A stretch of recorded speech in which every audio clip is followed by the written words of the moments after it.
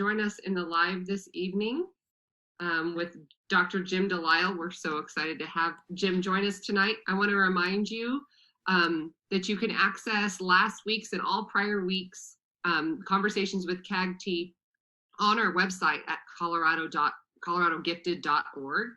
Click on resources and go to conversations with CAGT, and you'll see all of the past lives that we've had as far back as Jenny Hecht, who was our first live, and you can watch their videos on YouTube.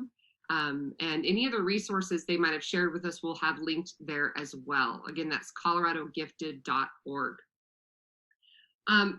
Tonight, I am excited to introduce Dr. Jim Delisle. I have seen probably at least 6 or 7 times over the course of the last couple of years, the last decade of my being in gifted education. He's presented across the country at numerous conventions, NAGC, our local CAGT convention, as well as in some smaller groups around Colorado for our regional cohorts on topics related to underachievement, understanding giftedness, overexcitabilities. He's been an educator for 45 years and has spent this time working with and for gifted individuals as a teacher, professor, counselor, and father. The author of 25 books, many of which all of us have on our shelves, including the best-selling When Gifted Kids Don't Have All the Answers, one of my favorites that I use with my gifted secondary students all the time, and Understanding Your Gifted Child from the Inside Out. Jim's work's been translated to multiple languages, and his consulting life has brought him far and wide around the world, from Saudi Arabia to Germany to Malaysia. And of course, we love to welcome him back here to Colorado as often as we can. So Jim, I want to turn it over to you tonight because you're the reason everybody is tuning in. I'm going to let you go ahead and start your screen share. Introduce yourself, say anything I missed in my introduction, and start your screen share. All right. Well, thank you, Miranda, and for CAGT for setting this all up.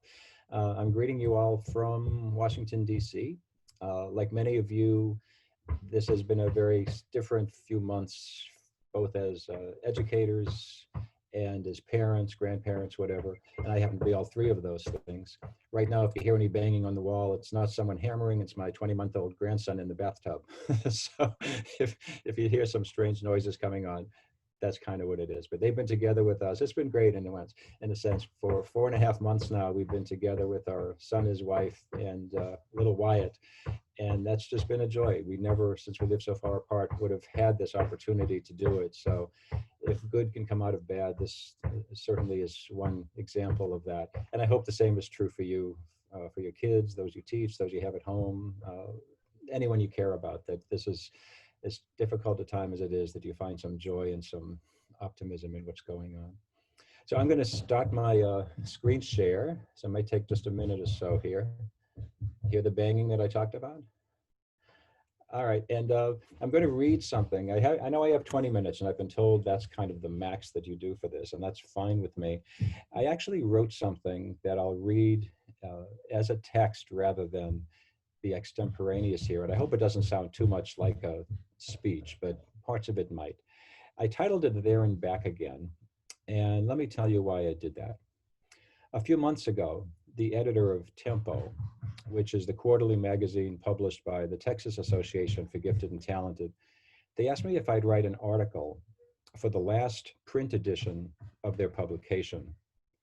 As with so many others before them, Tempo would now be available only online, ending a 40-year tradition of print journalism. So when asked to contribute, it took me just a minute to say yes. Not only because Dr. Chris Gorey, who's the editor, and I have been colleagues and friends for decades, but because TAGT, like CAGT, has been such a positive force in advocating for the needs of gifted kids. You know who they are. Those kids who many think have it made and don't need any particular educational, financial, or emotional support in order to succeed. Of course, if you're listening to this tonight, you know that gifted kids have the same needs for understanding, love, equity, and advocacy as any other child with a learning difference. Gifted kids need us, and thanks to CAGT, Texas Association, and so many other state gifted associations, the Gifted Kids of America have an unending base of support. Another reason I said yes to writing this article was that Tempo was first published in print 40 years ago. And as Miranda mentioned, I've been involved in gifted education now for over 40 years, 43 years, as a matter of fact. So the longevity of Tempo coincided with the longevity of my own. Okay. So anyway, what could I write for this last issue of Tempo? What could I share with you tonight? I've written for that magazine several times before, and I presented workshops on giftedness from one end of Texas to the other. So yeah, I know Texas. I know its educators, its parents, its gifted kids. But in truth, I could say the same thing about my links to Colorado, really. How many? Sorry.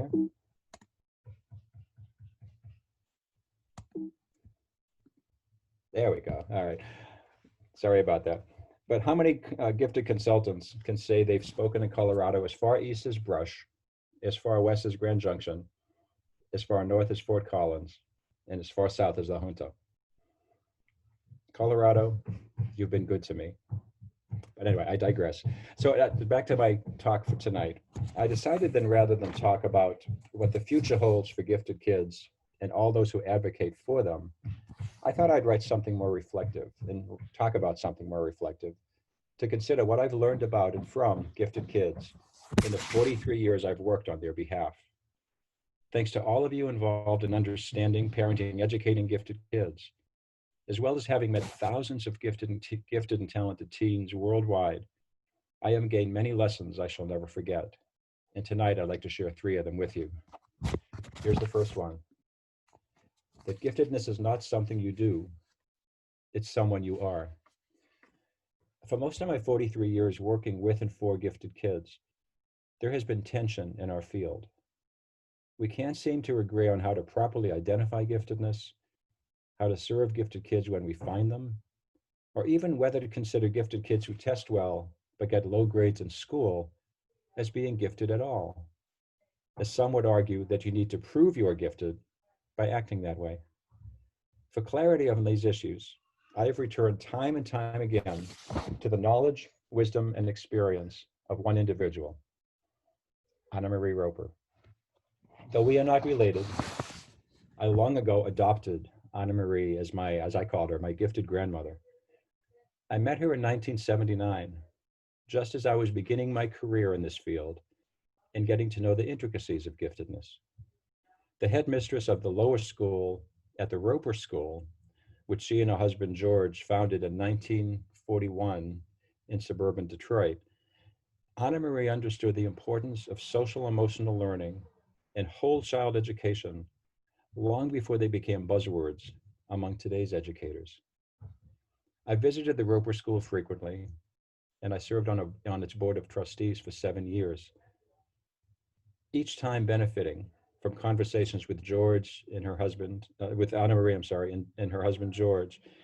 And even when they moved to California, by conversing with them there and maintaining my connections with the educators at the Roeper School who knew George and Annemarie best. I speak of all that Annemarie has given to me, to us really, every time I give a presentation to educators, parents, or in fact, even to gifted kids. And of all of the remarkable pieces of insight that I have gained from Annemarie, the most foundational one of all is her strikingly precise conception of giftedness. Here's what she wrote: giftedness is a greater awareness, a greater sensitivity, and a greater ability to understand and transform perceptions into intellectual and emotional experiences. Just take a minute, read that again to yourselves.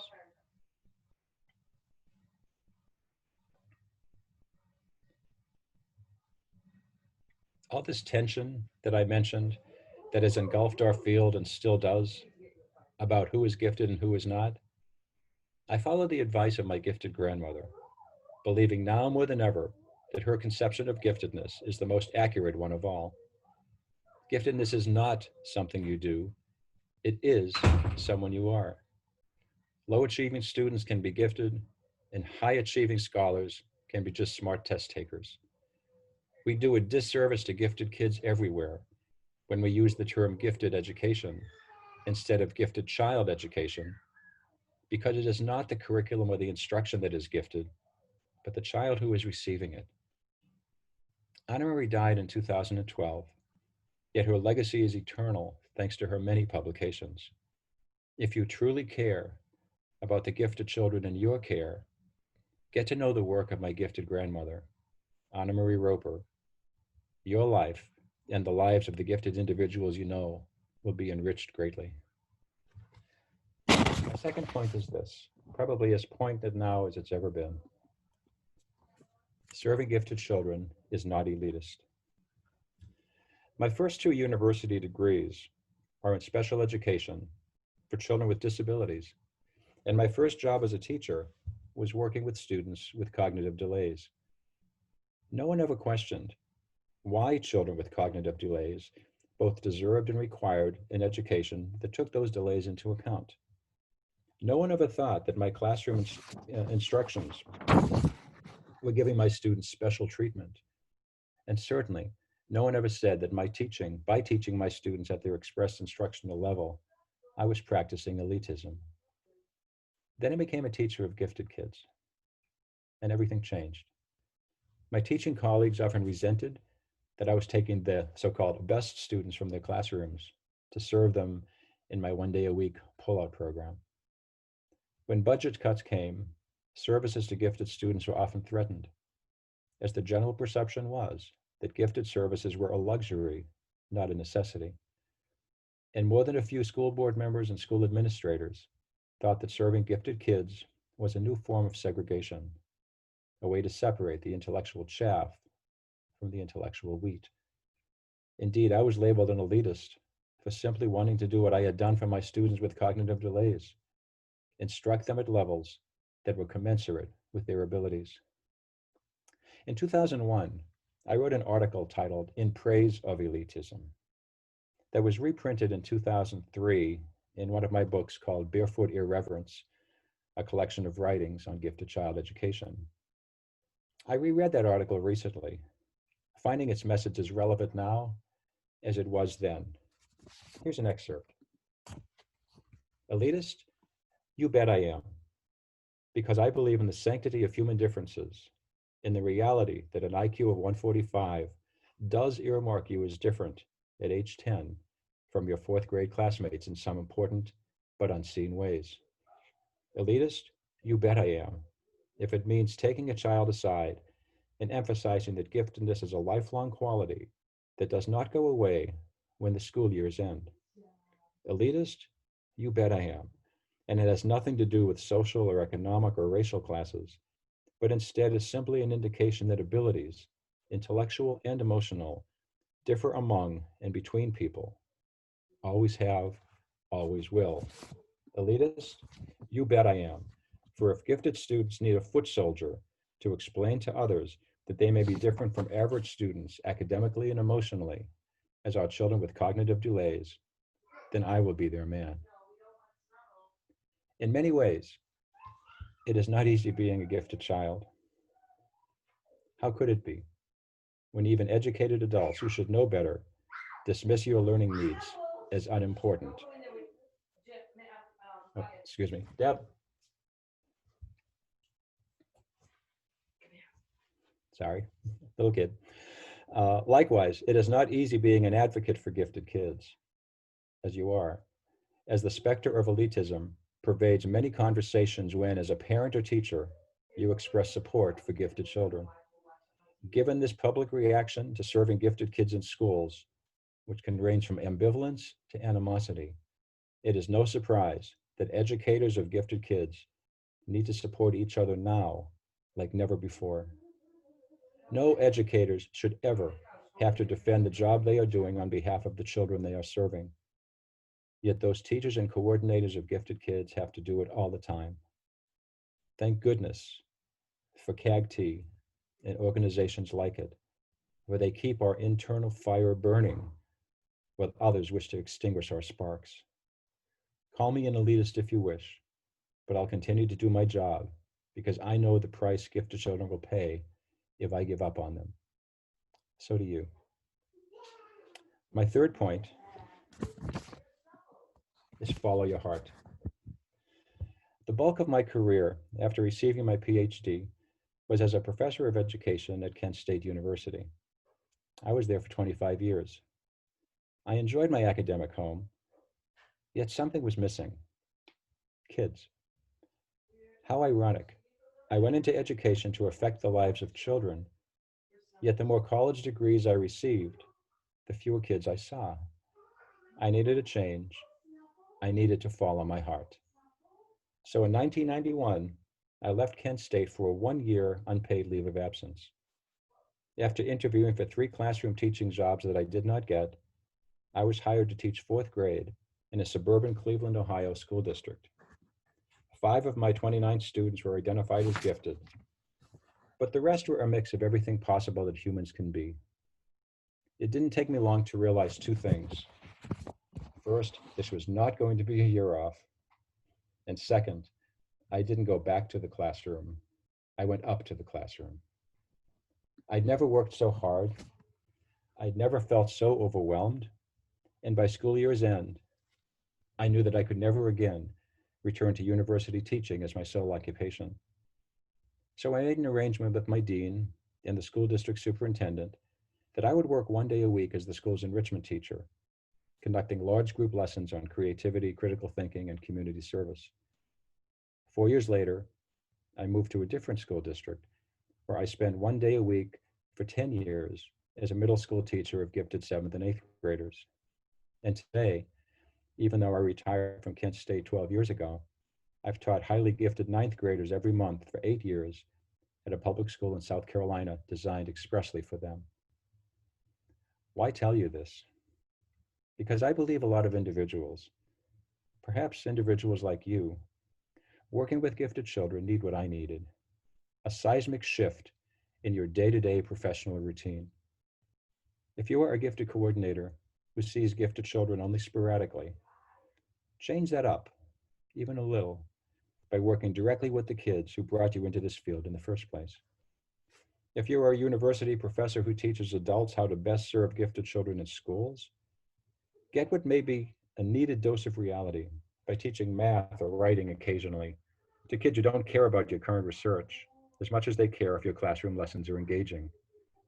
And if you are a teacher of gifted children, talk to your coordinator or principal about designing or rewriting curriculum or establishing a framework for serving gifted kids who may be underserved due to their young age or life circumstances, because as we know, too many gifted children from poverty are still awaiting our attention.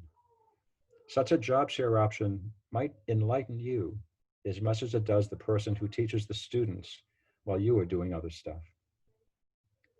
Thanks to social media, I remain in touch with dozens of my former elementary and middle school students. They don't choose to stay in touch because I was a great language arts instructor. They maintain contact because we developed a bond over the 2 or more years that we worked together. I got them. I liked them. I made giftedness an okay thing to be. So yeah, follow your heart. It just may lead you to some places that you thought you'd left behind or outgrown. For my conclusion, I want to introduce you to my new favorite book, The Boy, the Mole, the Fox, and the Horse by Charlie Mackesy. It's related in theme to greats like The Little Prince or The Hobbit, as it takes the book's characters on a personal journey of hope and wonder. In one episode, the following conversation occurs. "Sometimes," said the horse. "Sometimes what?" asked the boy. "Sometimes just getting up and carrying on is brave and magnificent." The 2 friends look over a pond where 2 swans are swimming. "How do they look so together and perfect?" asked the boy. "There's a lot of frantic paddling going on beneath," said the horse. "The greatest illusion," said the mole, "is that life should be perfect."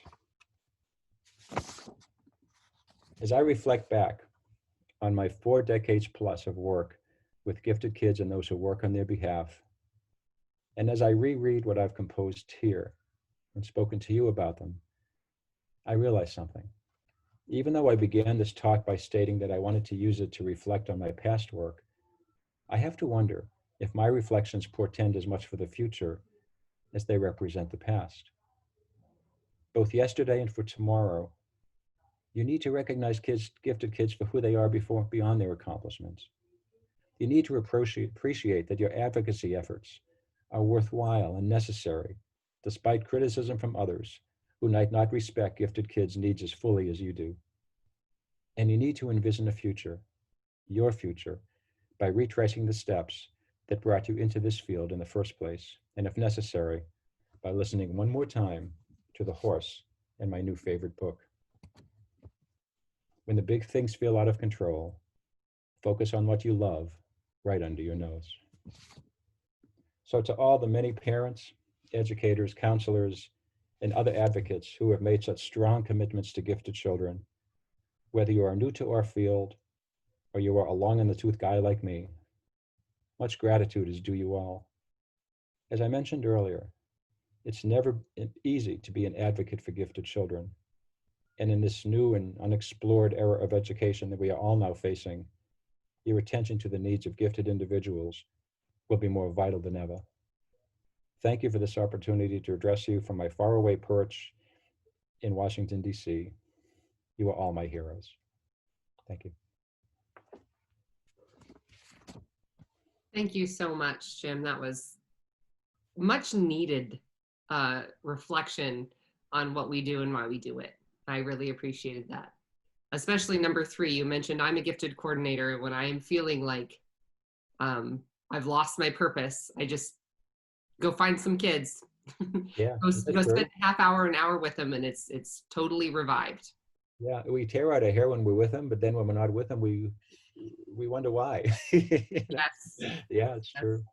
I have a summer reading group that was actually their idea, and we do book club today. We met in the park today, socially distanced, and talked about our book, and it was just so nice to see them in person, even if it was 8-10 feet away, but it was just so nice to see them, and it definitely made me feel eager to get back to school, whatever that's going to look like.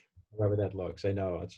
I like all of you, or many of you, if you're teachers, from March until school ended. Mm-hmm. I was doing virtual learning Zoom lessons with my students, and at first it was very exciting, and by the fourth one, it was like, oh, here we are again. So we have to still maintain our enthusiasm if we want our kids to, and it's tougher. It's a different environment. My hope and my expectation is we'll do better now with whatever comes up than we did when we first started, when we had so little. Many of us, anyway, myself included, had so little knowledge of how to make this happen for kids in a meaningful way. I sure hope so. I hope that this summer has allowed us an opportunity to get a little more familiar with online platforms and things like that. Along those lines, we did have a question and about how. Let me see if I can find out who it's from real quick here. I'll pull it up on my phone. About how serving gifted kids during COVID might look different. The author did not leave a name, but he or she asks, what can we do as parents to help our kids receive the services they need in the time of coronavirus and cohorting? Yeah, and I think that's an especially important question now because, as I mentioned in the brief remarks I made, even in the best of times, gifted education is not often considered an important issue. And it's sad, but again, people can say, and we hear it a lot now, and I feel for this, and I totally agree with it, that the kids who missed out the most during these past few months were the kids on the edges, who either didn't have internet access or had special learning needs that really needed more one-on-one and focused attention. And they deserve to get the support, financial and otherwise. But that does not make the needs of our kids any less important. And I think the best way to do it is to advocate through, first of all, at a local level. But CAGT is, I've been all over the world with consulting, and Colorado, probably, if you're not number one, you're in the top 3 for how your group coalesces, because you have such a rich body of evidence and expertise and just pure heart that combined, you cannot lose touch with each other, just as we don't want our kids to lose touch with each other. And I think our role is going to be different right now, but it can't be any less important. And how that will look is going to be different in every district, whether it's Zoom lessons that kids can get on that are dealing with social and emotional issues. I did one with 4 kids from Boulder back in, I think it was June, Yeah. that is now on YouTube. I think it's had about 1,300, 1,400 hits, just asking for high school juniors and seniors, how are they doing? And how are they doing it differently? And how are they feeling? And I think now those are important questions to ask as we move forward.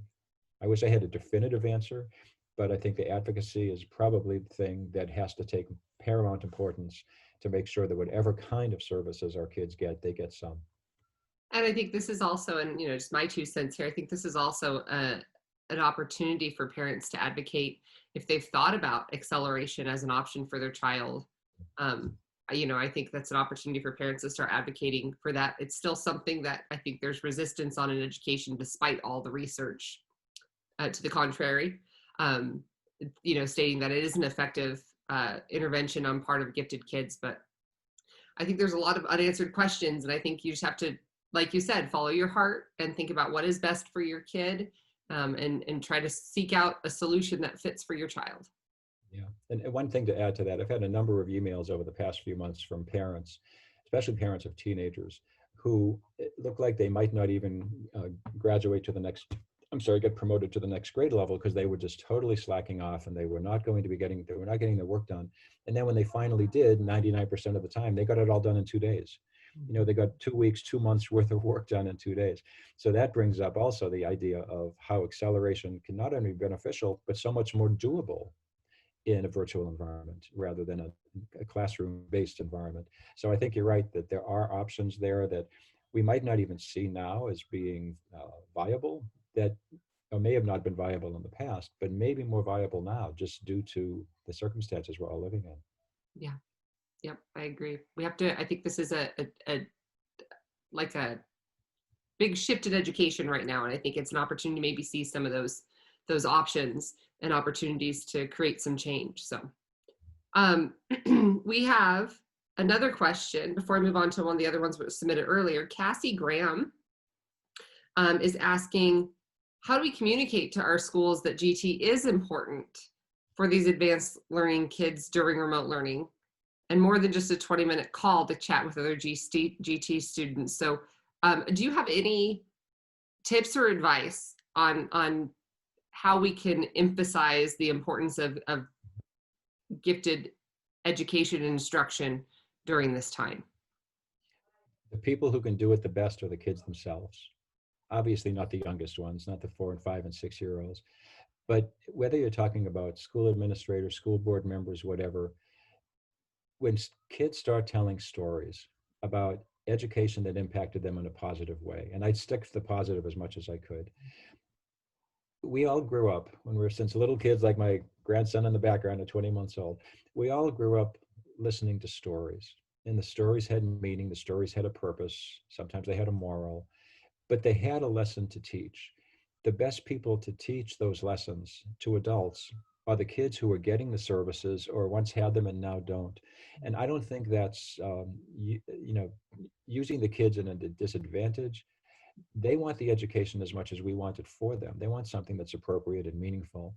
And I think by their telling stories and they're basically putting themselves out there and saying, this is what education could look like or does look like or would look like for me, I honestly think they can be their own best advocates. And I know that CAGT does this in their legislative day. I'm not sure exactly what it's called, but for years, you've had kids go up to the state capitol and meet and have lunch with a legislator. I don't know many other places that do that, but that's using student power in a positive way. And I'd really focus on that.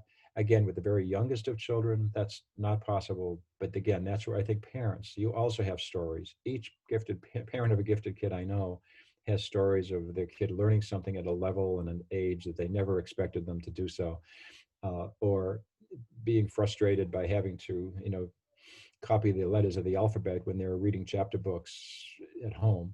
So I think if you, as a parent, if you have very young children, the stories that you can tell that emphasize why your child has needs as distinct and as legitimate as a child with a learning difference at the other end of the learning curve, the better we'll all be.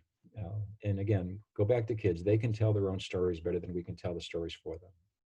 That's terrific advice. And yes, their stories are powerful. We need to give them some credit for that. And I think sometimes they can articulate their needs and concerns even better than we can. So, Sure. Yeah. um, we had another question about equity.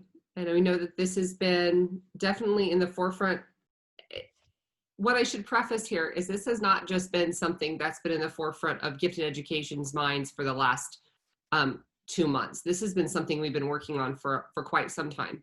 So with the recent national recognition that is bringing equality to the forefront of the conversation again, what is your thinking around concerns that gifted programs are elitist? And you mentioned you mentioned this in your talk, and don't represent the demographics of today's society.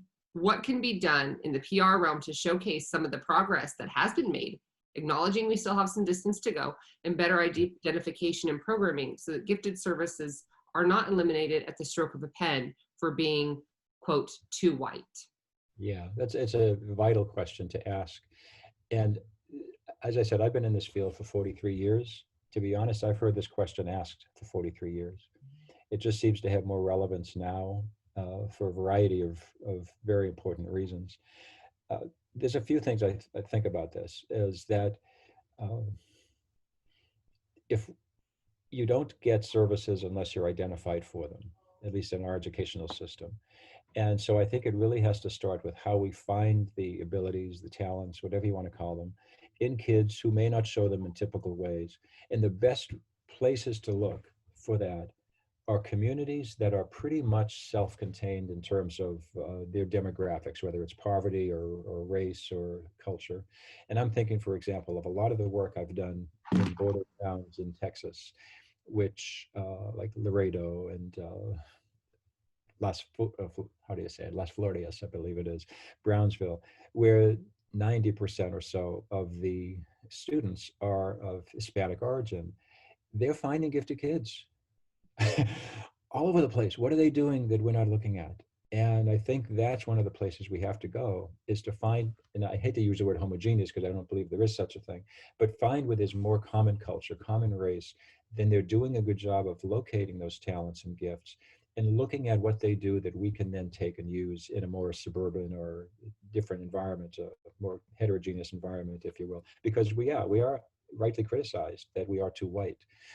There's one group too that I have done work with, and I recommend, called the Jack Kent Cook Foundation, which serves hundreds, if not thousands, of kids from poverty and middle income, but mostly poverty, of all races and cultures and all, and provides them with incredible educational services, not only at the high school level, but also at the college level now. So that's one foundation that I think has done a lot of fine work in trying to identify who these kids are, how to find them, and then what to do with them when you find them.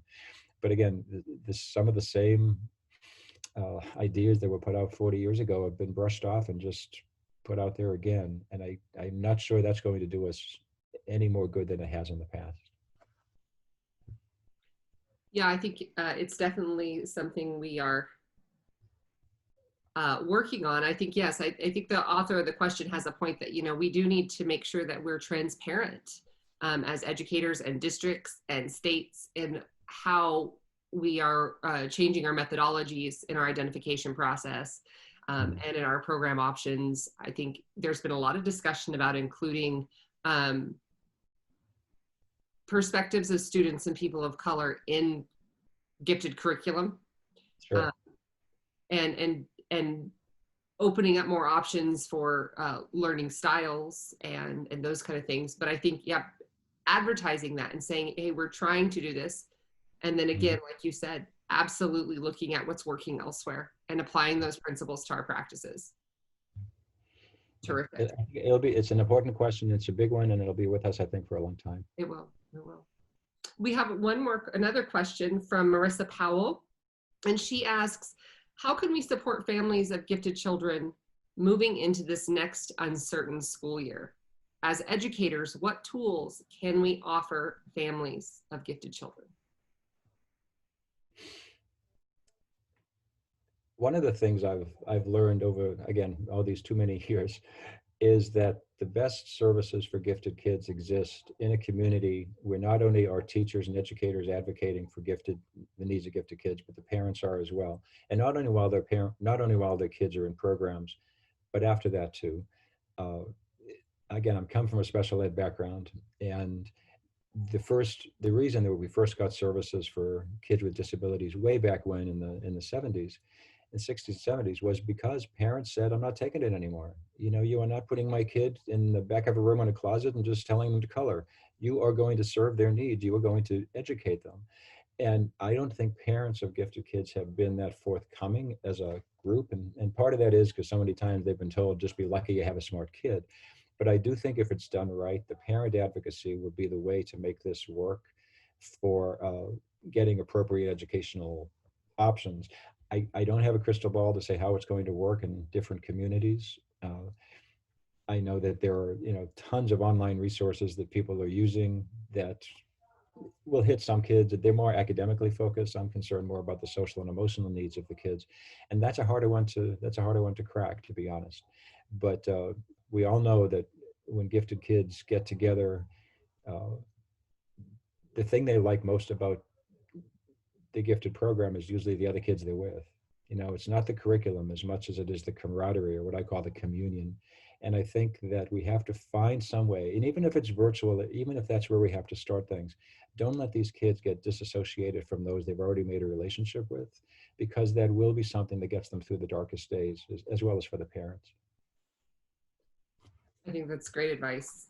I think, yeah, social emotional is going to be, I think, a lot of for all kids is going to be the task that we're dealing with here Yeah. in the Okay. coming months.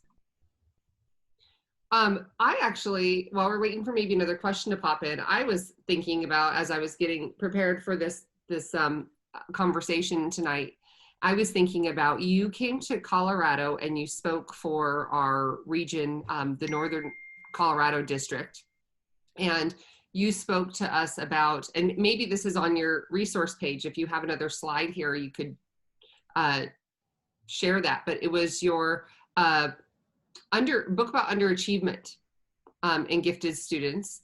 And Sure. I was thinking, Yeah, there it is. yes, doing poorly on purpose. Yes. Yeah. And that's, I really appreciated that workshop we had with you. And I was thinking about that.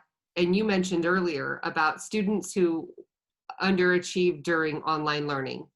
Because Right. engagement is a challenge in that environment. And I don't think we've all mastered how to engage students in online learning through Zoom. I think that's something that's going to take some practice as educators. And, how do we look at those students who are underachieving, but also are selective consumers?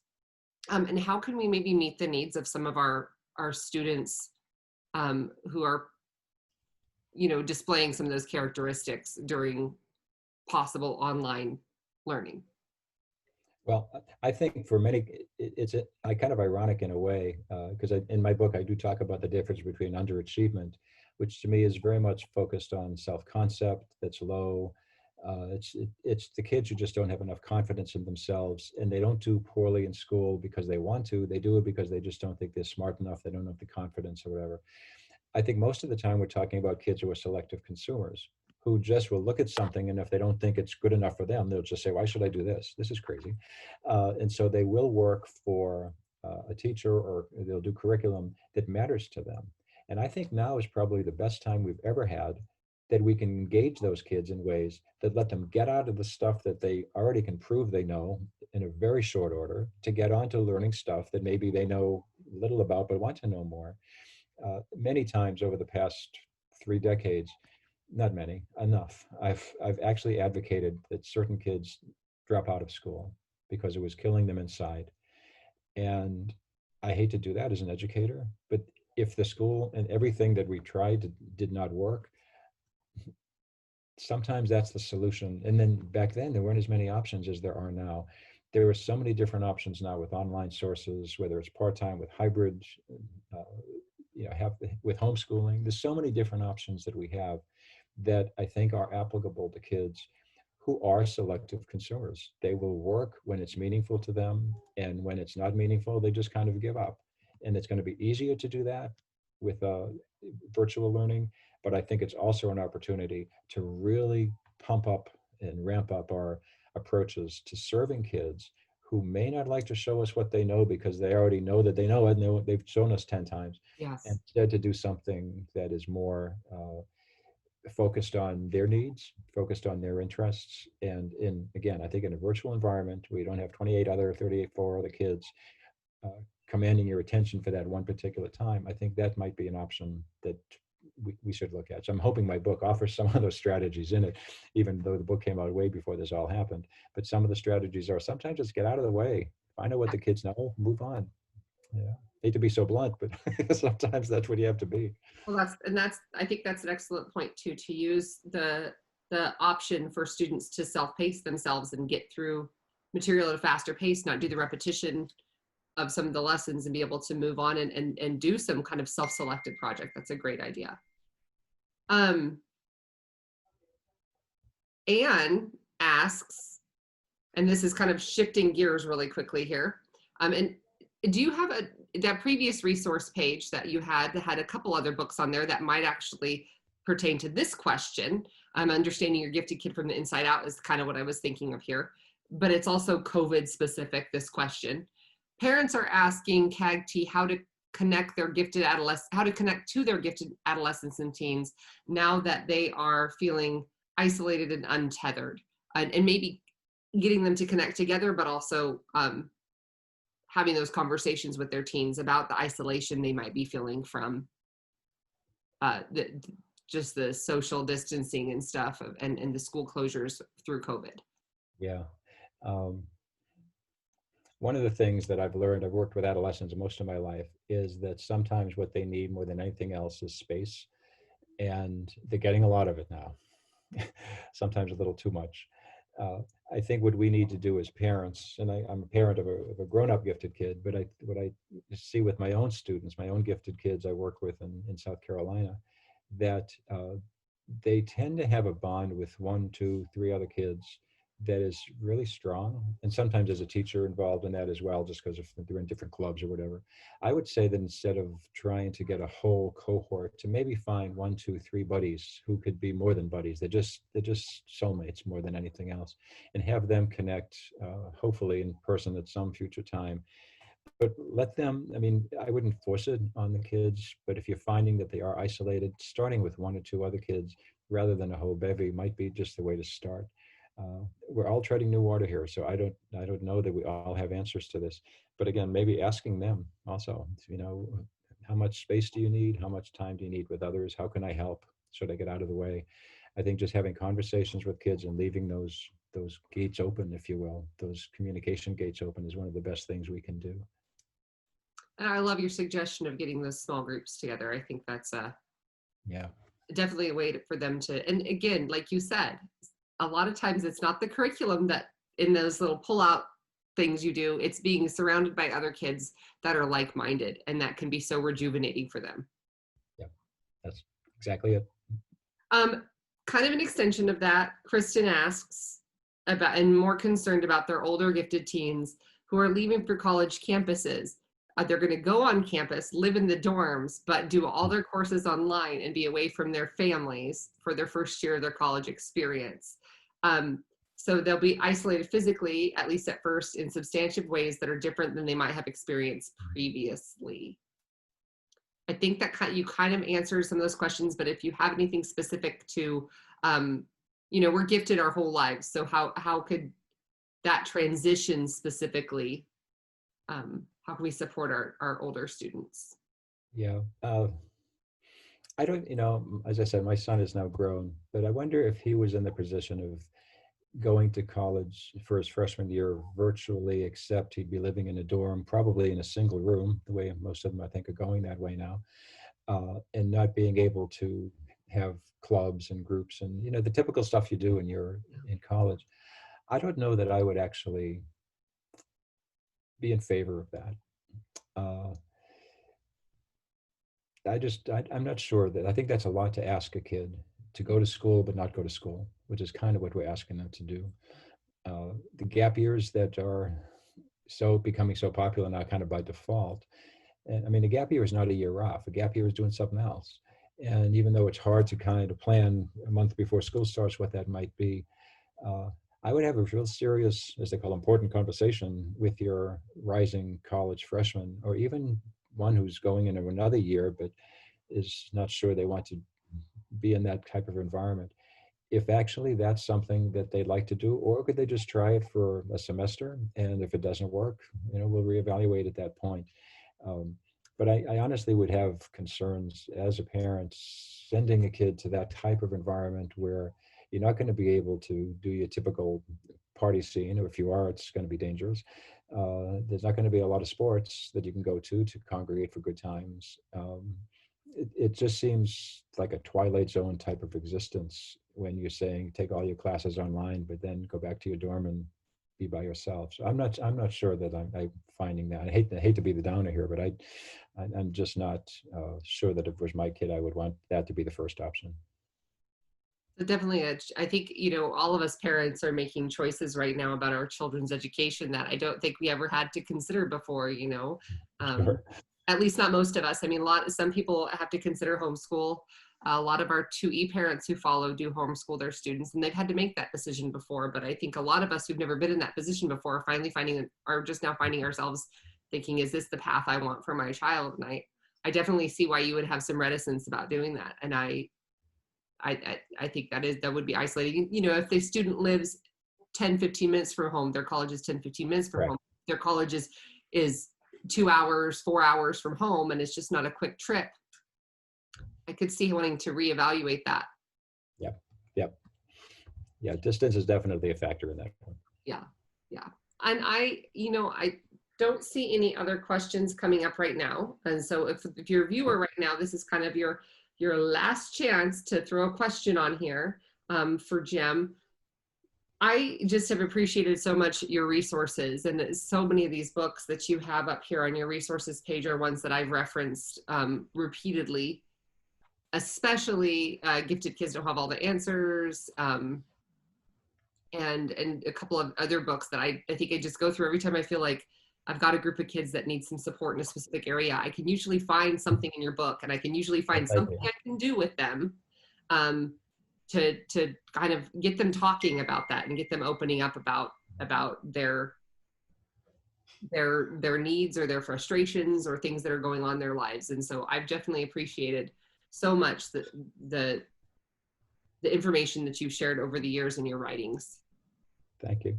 Let me end with one. I appreciate that. That one story. I told you for 10 years I taught 7th and 8th grade gifted kids just one day a week, and I only met with them one day a month. 7th grade one day, 8th grade next, and then I did other things on my other times there. But anyway, there was one guy named Zach who loved our program, but this one particular day he wasn't there, and he showed up maybe 15 minutes late. And as soon as he came in, the room was pretty full and kids were already engaged in doing what they were doing. He opened the door wide, went down on his knees, raised his arms up and said, "Sanctuary." And I think that's what we need to remember for many of our kids. That's what gifted programs are to them. It's the place they can be who they are, and with other people who get who they are, be that the teacher or be that their classmates. So I'll leave you with that term, sanctuary. As well as that resource. I had my resources up there, but don't forget The Boy, the Mole, the Fox, and the Horse. I think I've sold more of that guy's books than my own over the past year, but it might be a great resource to share with kids of all ages. Awesome. And do you have a slide up here that tells us a website or anything that people can go to or contact? I'm looking at the book myself, but it's on the bestseller list, so it's really easy to find. But I don't have a website of my own because I just decided long ago I didn't want one. So. Okay. Awesome. I am retired and all. Well, one of my dear friends, and I have her, one of her students in my class, and she says, "This is not a question, it's just a thank you. You have validated many things I have felt for the last 22 years as a parent of gifted children." Great. So, that makes me feel, it gives me goosebumps. That makes me feel great. Thank you. That's awesome. Well, and like I said, I just appreciate you coming on tonight and sharing everything with us. And I think you really summed it up well with your three three main points here. I think that really encompasses so much of what I've read of yours and what I've heard when you've spoken. And I just appreciate your taking the time away from your grandson, who sounds like he's quieted down. Is he asleep now? He is like 10 feet behind me, and I hope he's asleep. Oh my goodness. Okay. Well, Jim, we appreciate this. Folks, we will be posting this online for you with the links at coloradogifted.org, so you can watch it again. And we want to invite you to come check out Richard Cash. We'll be talking next Tuesday at 5 o'clock. I will not be here. I will hopefully be finishing up my kitchen remodel. And Elizabeth will be hosting with Richard Cash next Tuesday at 5 o'clock, right here, same place, same time. Jim, thank you again. Thank you all. What a wonderful. Thanks for all of you tuning in for the good work that you're doing. Thank you much. All right, folks, we're signing off tonight. We'll talk to you later. Bye. Okay, goodbye.